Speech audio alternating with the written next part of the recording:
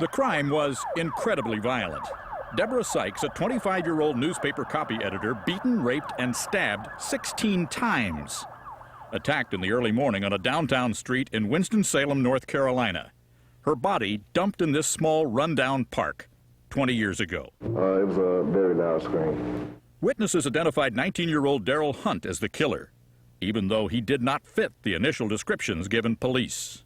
He's a robber, and a rapist, and a kidnapper, and a sadistic butcher. There was no physical evidence linking Hunt to the crime, but he was convicted and sentenced to life in prison in 2 separate trials.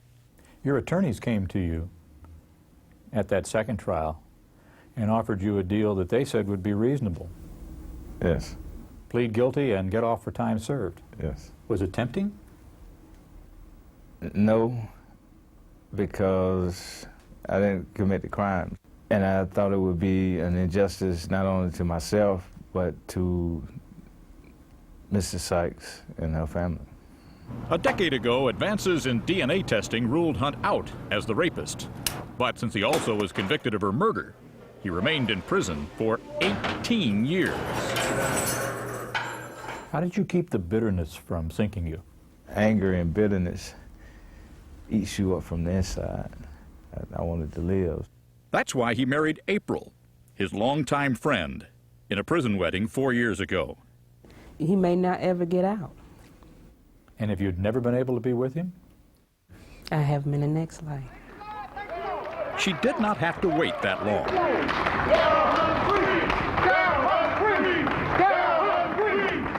An extraordinary sequence of events set forth the truth. Judge Andy Cromer ordered crime lab technicians to compare the DNA evidence with a database of state prisoners.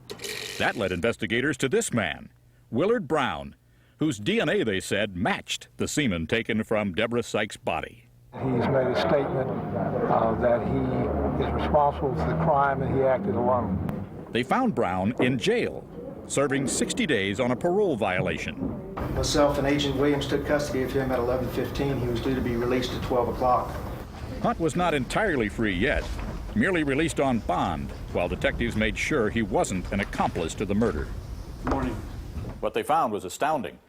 Willard Brown had been identified in a lineup as a rapist before, less than 6 months after Deborah Sykes was attacked. While Darryl Hunt was awaiting trial for his life, another woman was abducted just 3 blocks from where Mrs. Sykes was murdered. There were striking similarities between the 2 crimes. Both women were in their early 20s, both on their way to work in the early morning, both repeatedly stabbed. But the second rape victim survived and refused to press charges, so no one was ever prosecuted for that crime. In March 1986, detectives did interview Brown about the Sykes case, but mistakenly thought he was in prison at the time of the rape. So they let him go. Last November, Winston-Salem Police Chief Linda Davis told an investigator to check again. He found that Willard Brown was released from prison in June of 1984, prior to the August murder of Deborah Sykes. So Darryl Hunt spent half his life in prison because of a typo. If we had had access to all the information, we would have known about Willard Brown before the first trial. Sometimes it takes a long time to find the truth, longer still to accept it. Deborah Sykes' mother, Evelyn Jefferson, showed up at the hearing to dismiss charges against Hunt. I do not believe in Mr. Hunt's innocence. And I believe that what you're about to do here today is set free a guilty man who's guilty of my daughter's death. But Judge Cromer said the words Hunt had been waiting for all these years. Today, we acknowledge a mistake was made. We will dismiss this case with prejudice. Before Hunt left a free man, he spoke from his heart to Mrs. Sykes' mother. As hard as it is for me,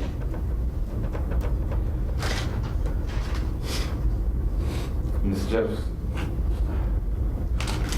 I had nothing to do. I know it's hard.